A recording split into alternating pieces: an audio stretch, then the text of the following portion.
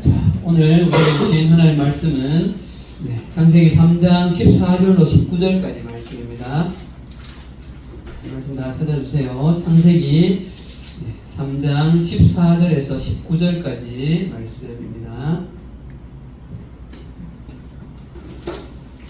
자, 함께 우리 말씀 한 구절 한 구절 의미를 잘 생각하시면서 합독하도록 교도하도록 하겠습니다. 14절 제가 읽습니다.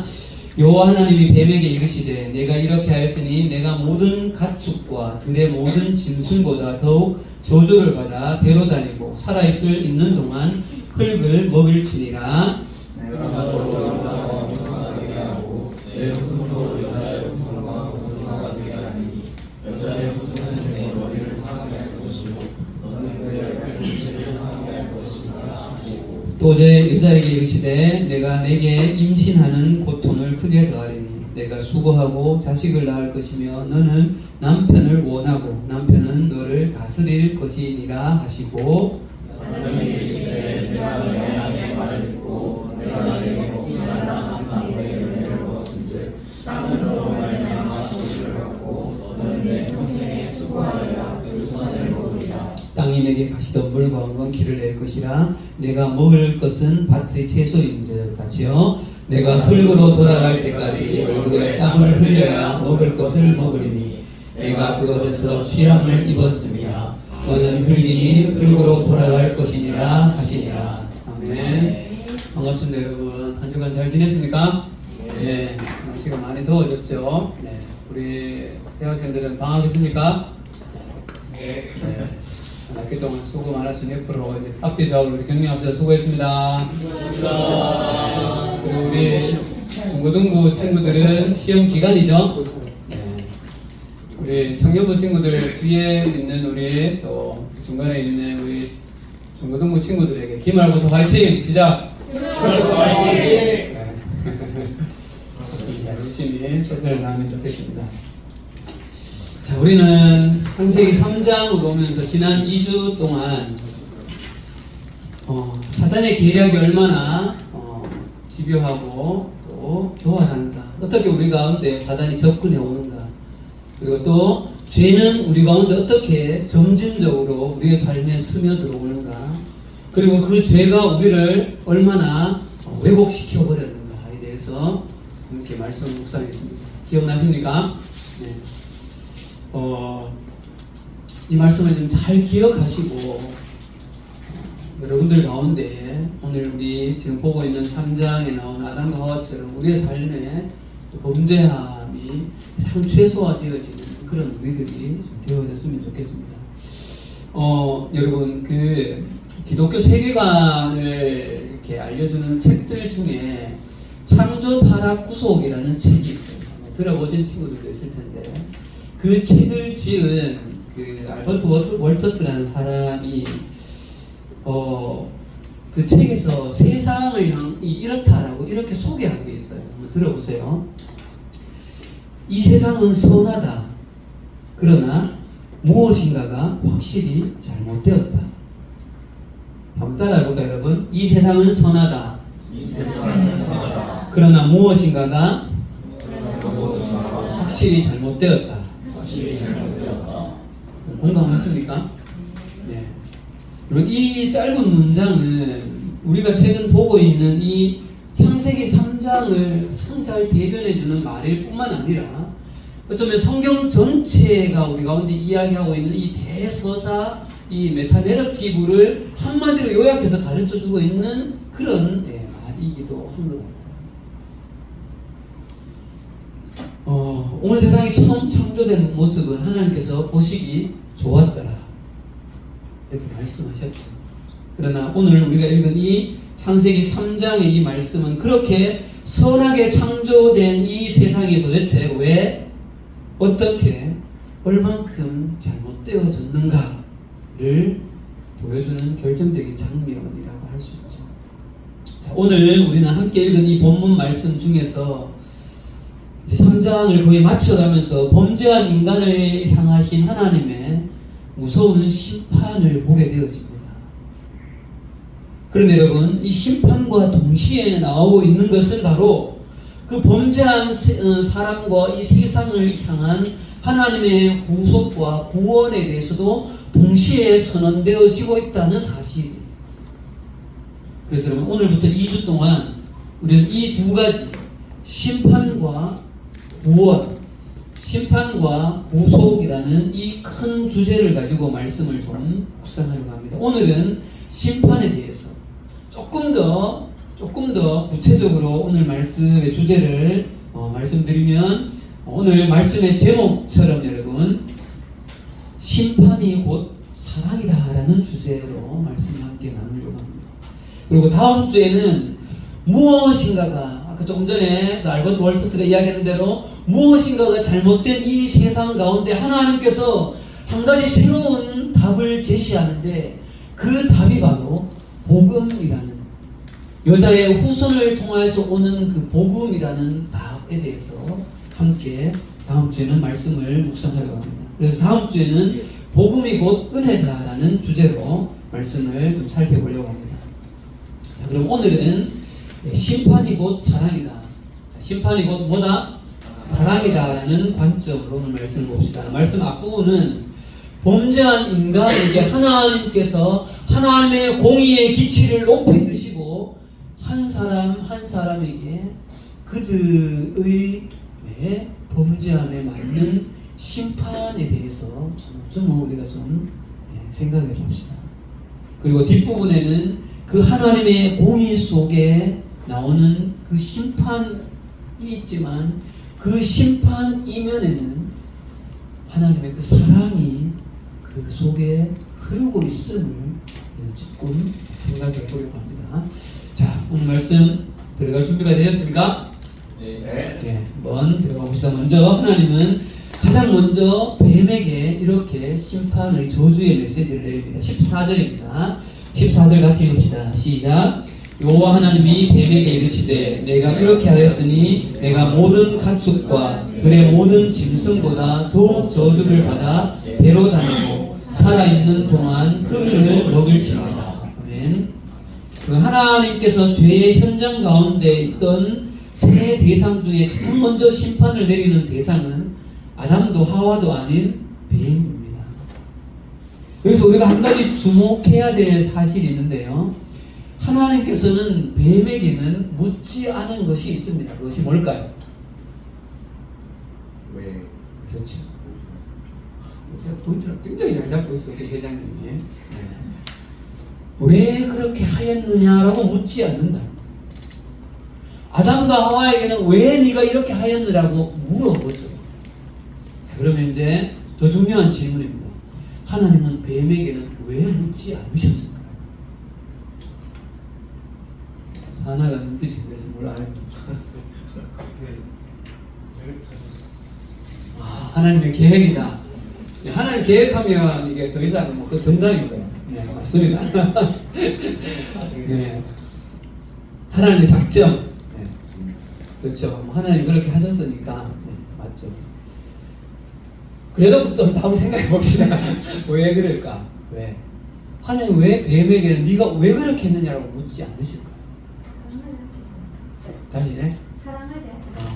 사랑하지 않는다. 하나님은 나만 사랑하고 이렇게 뱀이 지금. 제가 생각했는 답은 뱀은 인격이 아니기 때문에. 뱀은 인격이 아니기 때문에 그에게 너가 왜 이렇게 판단하고 행하였느냐라고 묻지 않는다는 것이죠. 여러분, 뱀은 그저 사단의 통로로 이용당하고 있을 뿐이었던 거죠.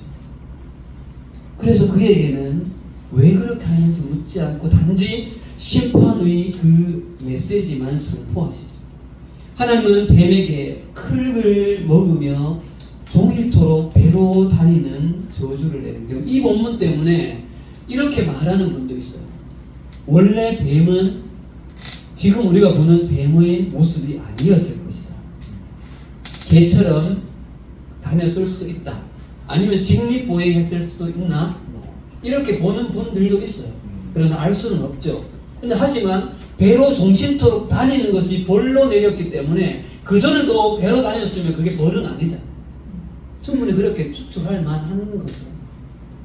그런데 여러분 중요한 건 여기서 이 저주가 외형적인 이 변화만의 저주로 그치지 않는다는 거예요. 여러분 성경 전체를 보면 뱀은 항상 무엇으로 연결되어집니까?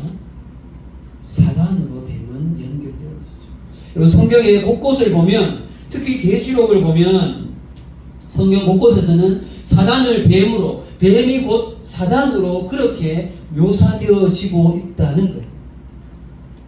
여러분 뱀은 인류에게 죄를 짓게 하는 어떻게 보면 가장 최악의 통로로 뱀이 사용되어졌기 때문에 뱀은 지금까지도 인류 역사상 가장 강력한 타락의 이미지로 사람들에게 남아져 있죠. 그렇지 않아도 뱀하면 나는 뱀이 천성적으로 너무 좋아하는 사람은 거의 본 적이 없는 것 같아요. 어쨌거나 뱀은 이 성경에 그런 사단의 이미지가 대표되어지는 것으로 그의 모습이 이렇게 조주를 받고 있다는 거예요. 여러분 우리는 사단의 도구로 전락해버린 이 뱀을 향하신 하나님의 이 심판을 보면서 한 가지 매우 중요한 경각심을 가져야 된다. 그것이 무엇인가 하면 우리도 뱀처럼 사단 또는 주변에 악한 사람들이 가지고 있는 그 죄와 악을 전달하는 통로로 우리도 사용되어질 수 있음에 대한 경계심을 가져야 한다는 사실입니다. 우리도 이 뱀처럼 누군가의 마음에 죄를 심어주고 누군가의 관계를 하나님과 관계를 멀어지게 하는 말과 행동을 하는 그런 통로로 그런 수단으로 우리도 사용되어질 수 있다는 거죠. 그냥 심플하게 예를 들어 볼게요. 교회 다니는 내 친구가 있어요. 그래서 교회에서 어떤 안 좋은 일로 상처를 받았습니다. 자, 우리가 그 사람을 위로한다는 식으로 이렇게 이야기한다고 쳐보세요. 그래, 그냥 교회가 다 그렇지 뭐. 세상하고 똑같아. 이렇게 말해버린다면 그 사람은 내 말을 통하여서 그 사람의 신앙이 여러분 어떻게 될까요? 여러분 우리가 누군가의 죄를 듣고 그것을 기도 제목인 것처럼 포장해서 주변 사람들한테 퍼뜨린다든지 아니면 옆에 있는 지체를 향하여서 사랑과 용서의 말로 덮어주는 것이 아니라 정죄와 판단의 말로 주변 사람들을 누군가에게 막 소개를 한다든지 하는 이런 모습들은 오늘 이 뱀이 범죄하게 이르게 만드는 이 통로로 사용되어지는 것과 별로 차이가 없다는 거예요. 자, 여러분 간절히 바라는 것은 우리의 삶과 나의 말과 나의 행동이 이 죄의 길을 열어주는 뱀의 길이 아니라 새로운 복음과 생명의 길을 내어주는 예수 그리스도의 길과 그 통로로 우리의 말과 행동이 사용되어져야 한다는 사실. 지금까지 여러분들의 모습과 말을 한번 생각해 보십시오. 나의 말은, 나의 이미지는 주변에 있는 또 다른 누군가에게 복음을 전하고 있는가, 나를 통하여서 복음이 오히려 막히고 있는가를 여러분 생각해 보십시오. 넌 크리스찬들에게 여러분들은 교회에 대해서, 복음에 대해서 어떻게 이야기하고 있습니까?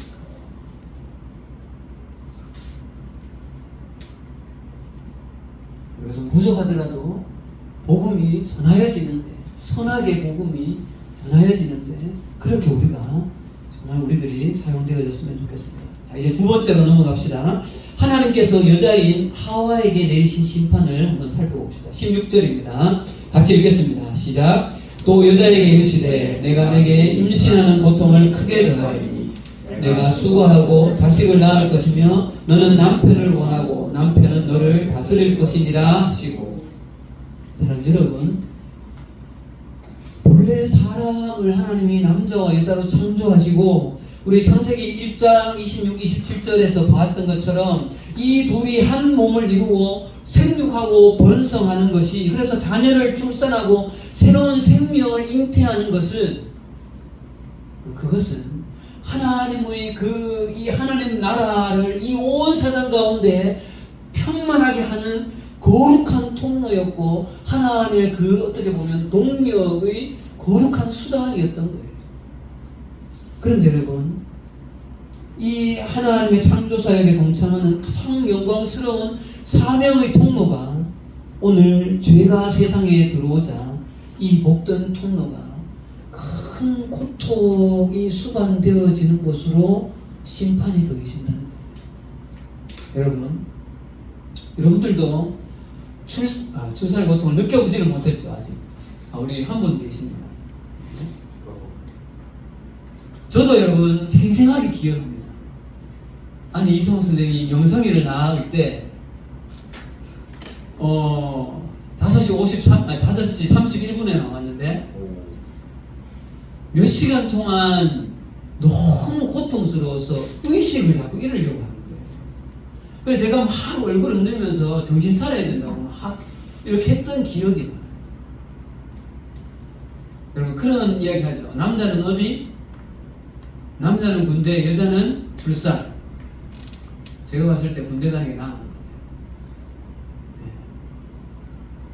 이 출산의 고통, 여러분 실제로 출산하다가 죽는 사람들이 있잖아요. 제가 아는 분도 입덧이 너무 심해서 몇 개월을 병원에 입원해서 지내는 분들도 있어요. 그런데 여러분 이 출산이라는 것, 이 출산의 과정이 너무 신비스럽고 너무 거룩하고 아름다운 이 과정인데 여기에 이렇게 큰 고통이 더해져 있다는 이 사실은 참 얼마나 아픈 일인지 모르겠어요. 여러분 하와에게는 이어서 두 번째 심판이 이렇게 더해집니다. 너는 남편을 원하고 남편은 너를 다스릴 것이니. 여러분 이 구절은 창세기 2장의 돕는 배필이라는 말과 함께 이 말 딱 들으면 좀 어때요 여러분? 너는 남편을 원하고 남편은 너를 다스릴 것입니다. 이 말은 돕는 배필과 함께 굉장히 오해되어지기 쉬운 말입니다.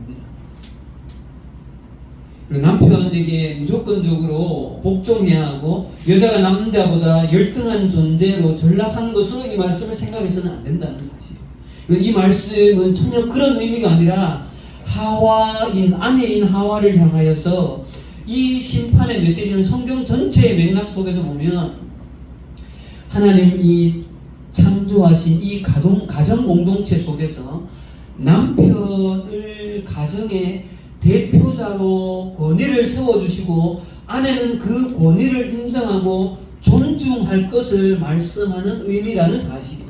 그래서 여러분 이 말씀은 가정 공동체의 권위와 질서에 대한 말씀이지 이것이 존재에 대한 가치와 서열을 정하고 있는 말씀이 아니라는 사실이죠.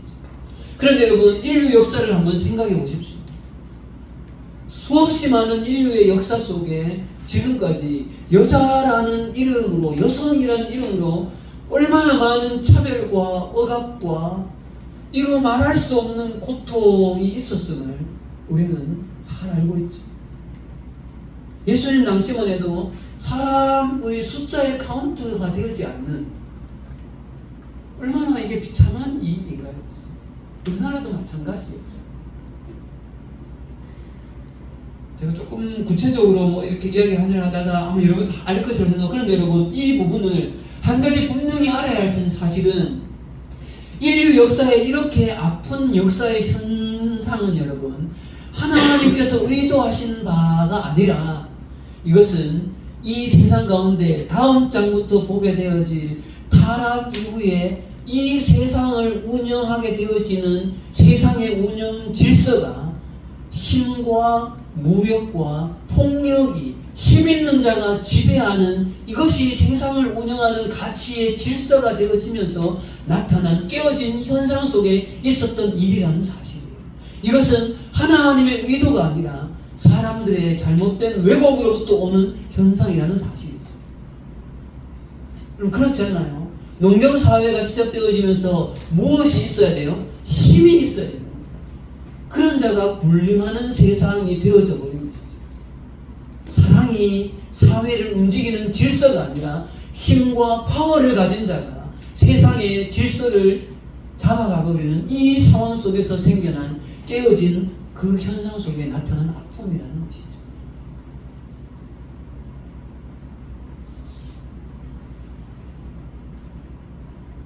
마지막으로 여러분 아담을 한번 생각해 봅시다.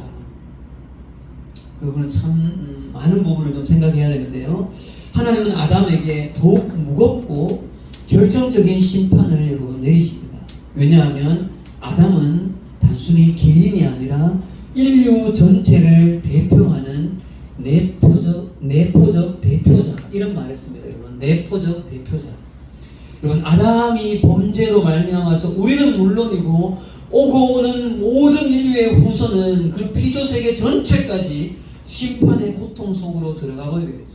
왜냐하면 이 대표의 의미는 이런 거예요. 그리고 우리나라 대표가 일본과 대표 선수들과 축구를 합니다. 그러면 그 사람들이 이긴 것인데 우리는 뭐라고 이야기합니까? 한국이 이겼다, 우리가 이겼다고 이야기하죠. 이런 의미와 비슷하다는 거예요. 네. 자, 창세기 3장 17절 같이 한번 읽어봅시다. 하나님께서 아담에게 무엇이라 말씀하십니까? 읽어봅시다. 시작. 아담에게 이르시되 내가 내 아내의 말을 듣고 내가 내게 먹지 말라 한 나무의 열매를 먹었은즉 땅은 너로 말미암아 저주를 받고 너는 내 평생에 수고하여야 그 소산을 먹으리라. 여러분, 이 말씀을 잘 보세요. 아담에게만 유일하게 이렇게 말해요. 네가 네 아내의 말을 듣고 내가 내게 먹지 말라 한 나무의 열매를 먹었은지. 여러분, 하나님은 아담을 향하여 심판하시면서 정확하게 내가 너에게 직접 명령한 그 말씀을 듣고도 불순종한 아담의 책임을 정확하게 짚고 있다는 사실. 왜요? 이 말을 직접 들은 사람은 아담이기 때문에. 그래서 여러분, 뱀과 하와보다 더 엄중한 심판을 내립니다. 하나하나 봅시다. 여러분, 첫 번째 하나님께서 아담에게 내린 심판은 노동의 고통을 더한다는 겁니다. 너는 평생에 수고해 내 소산을 먹으리라. 그런 이전의 에덴 동산에서의 노동은 고통이 아니었습니다. 아담은 기쁨으로 하나님의 창조 세상을 돌보고 가꾸고 하는 일을 하면서 하나님의 그 동력자였어요. 그런데 범죄 이후에 하나님의 심판으로 인해서 이제는 노동이 고통의 과정으로 전락되었고, 여러분, 인류 역사를 보면 이 노동의 고통은 피와 땀과 눈물이 섞인 어떻게 보면 처절한 생존의 몸부림으로 이 노동이 이야기되어지죠.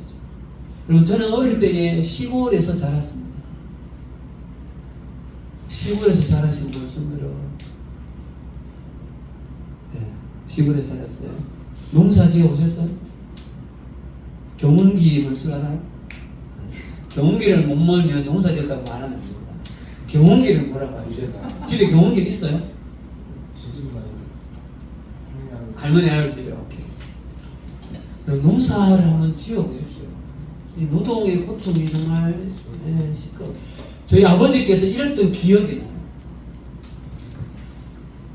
토마토 농사를 여기서 짓는데 이 빛을, 전기불을 밤에도 계속 이렇게 쐴 수밖에 없어요. 그래야만 이 소출이 더 빨리, 전기가 끊어지면 안 되니까.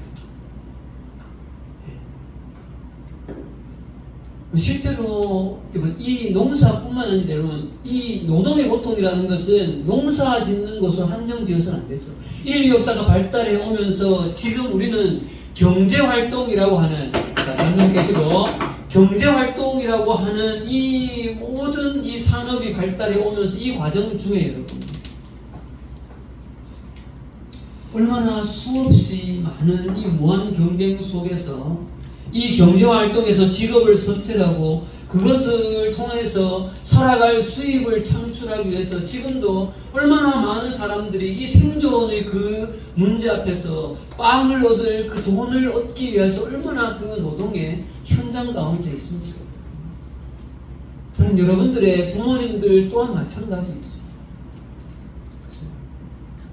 그리고 이런 노동의 고통은 범죄로 인하여서 이 세상에 들어온 하나님의 심판의 결과입니다.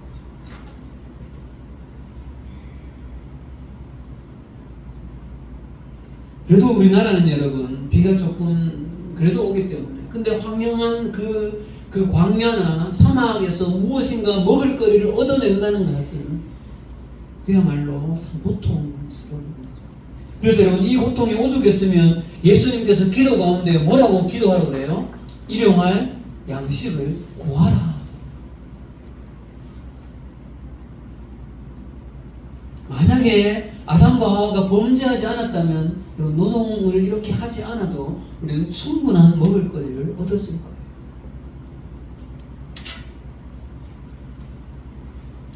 그럼 아담을 향한 두 번째 심판은 아담 개인뿐만 아니라 피조세계 전체에 영향을 미칩니다. 땅은 노로 말미암아 저주를 받고 뭐와 뭐를 낸다고 했습니까, 여러분? 뭐와 뭐를 낸다고 했습니까? 땅이 가시덤불과 엉겅퀴를 낼 것이요. 그럼 여기서 이 가시덤불과 엉겅퀴를 낸다는 것은 단순히 농사의 어려움만을 더했다는 그런 의미가 아니라, 여러분 지난번에 우리 그런 말씀 봤잖아요. 타락한 이후에 사람의 속성에 왜곡이 생겨서 수치심, 두려움, 또한 관계의 단절, 이런 내적인 어떤 변화의 왜곡이 있었던 것처럼 이것이 여러분 사람에게만 이런 현상이 있었던 것이 아니라 이 피조세계 전체에, 땅으로 대표되어지는 이 자연세계 전체에도 일정 부분의 왜곡이 오게 되어졌다는 사실이에요. 그래서 여러분 성경에 보면, 여러분 한번 말씀 찾아봅시다. 로마서 8장 22절에 가보세요. 로마서 8장 22절에는 이 부분을 이렇게까지 적나라하게 표현합니다.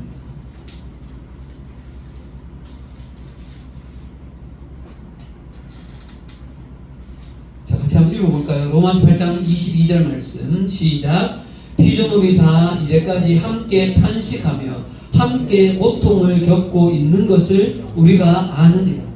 피조물이 다 이제까지 함께 탄식하고 함께 고통을 겪고 있다라고 이야기하고 있어요. 우리는 잘 알 수 없으나 땅이 가시덤불과 엉겅퀴를 내게 되었고 동물 세계 속에는 야곱강식이 시작되어졌던 것이죠.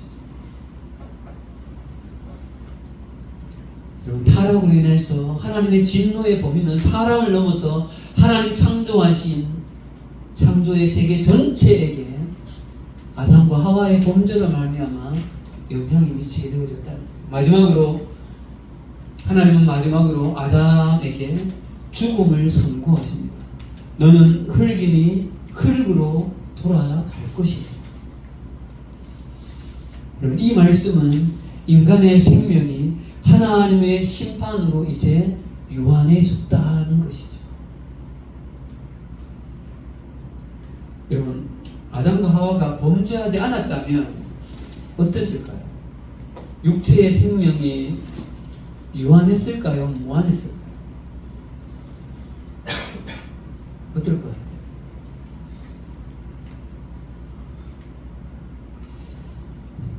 그러나 분명한 것은, 정확한 건 잘 모르죠. 성경이 표현하고 있지 않습니까? 분명한 것은 오늘 이 말씀에 하나님의 이 심판의 메시지의 후반부에 너는 흙이니 흙으로 돌아가라 라고 하나님의 이 심판의 메시지가 연결되어지고 있다는 사실이에요.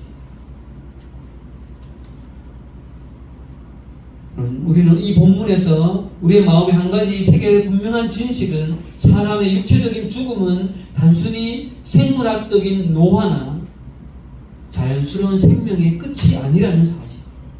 하나님은 분명히 육체의 죽음은 죄의 결과이고 하나님의 심판의 결과임을 말하고 있습니다. 인간이 하나님과의 관계가 단절되어졌을 때 그 단절은 영적인 문제로 끝나는 것이 아니라 인간의 이 육체의 생명까지도 유한해졌고 그 육체가 흙에서 왔기 때문에 흙으로 돌아가는 것으로 하나님은 인간의 생명에 제한을 가하셨다는 거죠. 그래서 우리는 죽음을 두려워합니다.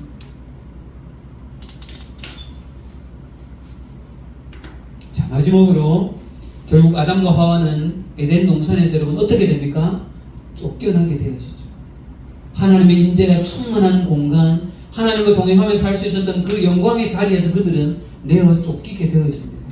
자, 23절 같이 읽어봅시다, 여러분. 23절입니다. 시작. 여호와 하나님이 에덴 동산에서 그를 내보내어 그의 근원된 땅을 갈게 하시니라. 에덴 동산에서 그를 내보내어 그의 근원이 된 땅을 갈게 하시니라. 여러분, 이 말씀은 지금 우리가 살아오고 있는 이 신약 시대에도 그대로 적용되어지고 있을 뿐만 아니라 우리가 이 세상을 바라보는 세계관적인 관점이 되어지기도 한다는 거예요. 여러분, 이게 무슨 말인가 하면, 여러분 잘 보세요. 다음 주에 보게 되어질 이 15절의 원시복음, 여자의 후손 예수 그리스도의 복음을 통하여서 이 세상 가운데 하나님이 그전에 없던 전혀 새로운 공동체, 교회 공동체라는 새 에덴을 창조하시죠. 그리고 그 예수 그리스도를 믿는 자에게는 새 에덴으로 들어올 수 있는 다시 한 번의 초청의 기회가 있습니다. 여러분, 우리가 지금 모여있는 이 공간, 이 현장은 바로 신약시대의 하나님의 새 에덴인 것이죠. 그래서 여러분, 예수 그리스도를 믿지 않고 새 에덴인 교회 안으로 들어오지 못한 사람은 지금도 여전히 죄와 악이 관영하고 있는 이 세상 가운데에서 단순히 근원된 땅을 먹고 마시는 그 문제만을 죽으라 하고 땅을 갈고 파는 그 상황 가운데 여전히 놓여있는 목적 없는 인생으로 그전히 살고 있다는 거예요. 우리는 예수 그리스도 안에서 이 교회 새 에덴으로 들어옴으로 말미암아 우리의 삶에는 새로운 목적과 새로운 꿈이 있는 것이죠. 그것이 바로 하나님의 나라인 것이죠. 자, 여기까지가 하나님께서 선포하신 심판의 내용입니다. 여러분 어떻습니까? 이 심판을 보면 하나님의 심판이 엄중함을 느끼지 않습니까? 여러분, 우리는 범죄한 뱀과 아담과 하와에게 하나님이 내리신 심판을 통해 하나님의 공의가 얼마나 분명하고 엄중한 것인지를 잠시 생각해 봤습니다. 그런데 여러분, 오늘 이 본문에서 우리는 하나님의 공의의 이 심판 속에 하나님의 공의를 넘어서서 한 단계 더 들어가서 하나님의 사랑이 있음을 우리는 확인해 봐야 한다는. 자, 그럼 이렇게 한번 가정해 보겠습니다. 아담과 하와가 범죄했습니다. 그럴 때 하나님은 세 가지의 선택의 옵션이 있었어요. 자, 그 세 가지 선택의 옵션을 한번 생각해 봅시다, 여러분. 첫 번째 선택 1입니다.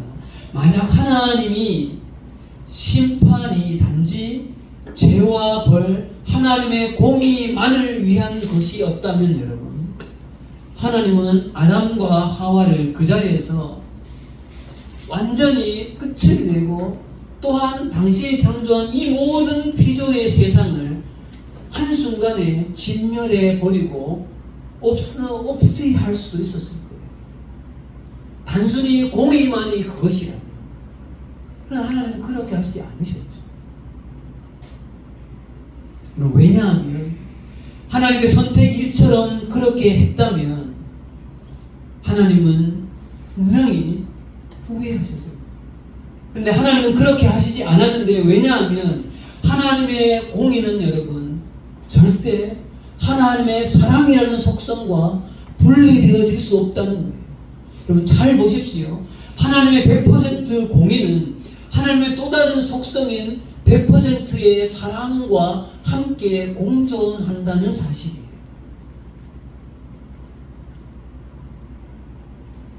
자, 두 번째 선택을 한번 생각해 봅시다, 여러분. 두 번째 선택. 하나님께서 아담과 하와의 죄를 그냥 묵과하고 넘어갔다고 한번 생각해 봅시다. 그것도 하나의 옵션이 될 수 있겠죠. 그러면 여러분, 한번 선악과를 따먹었는데 아무 일이 없네? 그 다음 어떻게 될까요, 여러분? 두 번, 세 번 또 범죄함이 있을 거예요. 그러고 나면 그 옆에 있었던 나무는 뭡니까, 여러분? 선악을 알게 하는 나무 옆에 있는 나무. 무슨 나무예요? 생명나무. 그 생명나무를 먹고 어떻게 될까요? 하나님이 뒤에 보면 22절인가 영생할까 하노라 하고 지키시잖아요. 아마 그들은 선악과 옆에 생명나무를 따먹은 이후에 자기들도 영생하게 되어질 것처럼 여겨지며 완전히 이 세상 속에 자신이 하나님처럼 되어졌다고 완전히 착각했을지도 모르죠. 여러분, 그 이후에 하나님이 그들을 심판하였다고 생각했죠. 그러면 아마 오늘 이 창세기 3장에서 보고 있는 이 심판의 내용보다 훨씬 더 아마 그때는 정말 완전한 진멸을 해버리실 수도 있었을 겁니다. 그러나 하나님은 그 선택도 하시지 않습니다.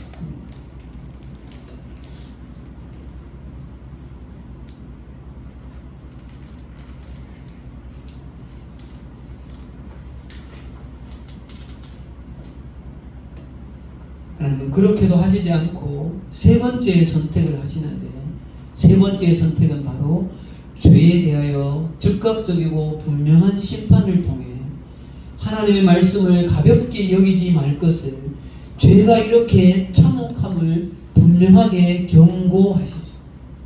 이렇게 세 번째 선택을 하시면서 하나님은 당신의 공의를 분명하게 세우시지만 그러면서 동시에 하나님의 사랑을 분명하게 드러내고 계시다는 사실이에요. 그 사랑을 드러내고 있는 근거를 여러분 찾아봅시다. 첫 번째 근거는 하나님은 이렇게 아담과 하와를 향한 당신의 심판을 선언하기 이전에, 여러분 16절부터 하와를 향한 심판이 시작되어집니다. 그런데 여러분 그 전을 보세요. 15절입니다. 15절 한번 읽어보실래요? 15절 시작. 내가 너로 여자와 원수와 원수가 되게 하고 내 후손도 여자의 후손과 원수가 되게 하리니 여자의 후손은 내 머리를 상하게 할 것이요 너는 그의 발꿈치를 상하게 할 것이니라 하시고, 여러분 보세요. 그 이후에 16절에 15절에 하나님은 구속과 구원 예수 그리스도의 그 회복의 메시지를 먼저 선포하신 이후에 16절부터 심판의 메시지를 선언하고 있다는 사실. 그리고 여러분 두 번째 근거를 한번 봅시다. 21절입니다. 21절 읽읍시다. 시작. 여호와 하나님이 아담과 그의 아내를 위하여 가죽 옷을 지어 입히시니라. 여러분, 하나님의 공의와 사랑을 아담과 하와가 직접 피부로 체험하도록 하나님이 디자인하고 하나님이 작업하신 가죽 옷을 그들에게 씌워서 입히셨다는 사실. 여러분, 이것은 바로 하나님의 공의와 사랑이 100% 온전히 조화를 이루고 있는 장면인 거죠. 여러분, 우리가 성경 전체를 읽으면서 한 가지 여러분 절대적으로 깨달아야 할 진리가 한 가지 있는데, 그것은 바로 범죄한 인간을 향하여 하나님은 당신의 공의 때문에 심판하실 수밖에 없습니다. 그런데 하나님의 심판은 언제나 무엇과 연관되어지는가 하면 하나님의 공의 안에는 반드시 하나님의 사랑과 하나님의 인간을 향한 회복의 메시지가 흐르고 있다는 진리를 우리 여러분 깨달아야 한다는 사실. 하나님은 당신의 모양과 형상, 당신의 생기를 불어넣은 그 창조된 사람을 향하여서 100% 공의로 심판하시지만 그 공의마저도 하나님은 절대적 당신의 사랑으로 붙들고 있다는 사실이죠. 그 하나님의 100% 공의와 하나님의 100% 그 사랑이 완벽히 만난 사건이 바로 신약의 예수 그리스도의 십자가의 사건인 것이죠. 하나님은 당신의 심판 때문에 그 죄를 인하여서 벌하실 수밖에 없는데 그 벌을 당신 스스로 받아버리신 그 예수 그리스도의 십자가는 하나님의 공의와 심판의 완전한 연합의 결정체인 것이죠. 여러분, 이 공의, 이 사랑, 공의와 사랑이 공존하는 이 역설과 이 패러독스야말로 우리 기독교만이 가지고 있는 유일한 다른 어떤 종교에도 있지 않은 기독교의 복음의 진리인 것입니다. 여러분, 말씀을 마치면서 한 가지 중요한 질문을 드려보겠습니다. 여러분, 이 자리에 있는 우리는 오늘 이 아담과 하와가 받고 있는 이 엄중한 심판의 메시지를 받지 않아도 될 만큼 우리는 아담과 하와에게 그들이 범죄했다고, 너희들 왜 그렇게 했냐라고 손가락질을 할 만한 정도로 우리는 여러분 거룩합니까? 그렇지 않죠? 우리 또한 우리의 모습을 향하여서 직접적으로 하나님께서 나와서 우리를 향해서 심판의 메시지를 선언한다면 우리 또한 이 아담과 하와 못지않은 더 엄중한 심판의 메시지를 우리도 또한 들었어야 할 존재인 거죠. 그리고 우리 스스로 그것을 너무나 잘 알고 있죠. 그렇다면 우리는 하나님의 공의와 사랑이 완벽히 만나고 있는 이 십자가를 우리는 계속해서 붙들고 바라보아야 한다는 사실. 왜냐하면 범죄한 우리 나를 위해서 죄를 대신해서 죽으신 예수 그리스도의 그 십자가의 공이기 때문에, 또 내가 죽어야 할 그 십자가를 예수 그리스도 그분께서 대신하여 죽은 그 사랑의 모습이 십자가이기 때문에 우리는 우리의 신앙이 끝나는 그 순간까지 영원히 예수 그리스도의 그 공의와 사랑이 공존하고 있는 그 십자가를 붙들 때 우리는 우리의 삶의 유일한 회복이 거기에서부터 출발되어진다는 사실. 자, 그럼 이제 말씀을 마치겠습니다. 사랑하는 여러분, 여러분의 최근의 삶은 어떻습니까? 여러분의 최근의 삶에는 선악과를 따먹은 삶이 아니었습니까? 우리의 삶은 어떻습니까? 우리의 삶은 우리가 이 복음의 진리인 말씀에 근거해서 우리의 삶을 든든히 세워가고, 그러나 우리가 범죄하였을 때 우리의 죄를 용서해 주시는 예수 그리스도의 십자가 앞에 늘 가서 우리의 머리를 조아려 우리의 죄를 회개하며 나아갈 때 우리의 삶에는 계속된 하나님의 그 공의와 사랑의 은혜를 우리가 경험해 갈 수 있을 것입니다. 그 은혜가 우리 모두에게 함께하기를 간절히 기도합니다. 기도하겠습니다. 하나님 은혜를 감사합니다. 오늘 이 창세기 3장에 하나님께서 당신의 공의의 기치를 높이 드셔서 범죄한 아담과 하와와 뱀을 향하여서 하나님은 공의의 메시지를 전하셨습니다. 그 공의의 심판의 메시지는 지금까지 인류 역사에 이렇게 유구히 흐르고 앞으로도 흘러서 우리는 그 하나님의 그 심판의 메시지 아래 여전히 속해 있음을 봅니다. 그러나 우리가 회복의 메시지를 전하고 계시는 예수 그리스도의 그 십자가를 바라보면서, 그러나 우리는 새 에덴으로 초대받은 존재임을 기억하며 하나님 당신의 그 공의와 사랑이 현존하고 있는 그 십자가를 날마다 부여잡을 수 있는 우리 모두가 되어질 수 있도록 하나님 우리와 함께하여 주시옵소서. 감사하며 예수님 이름으로 기도합니다. 아멘.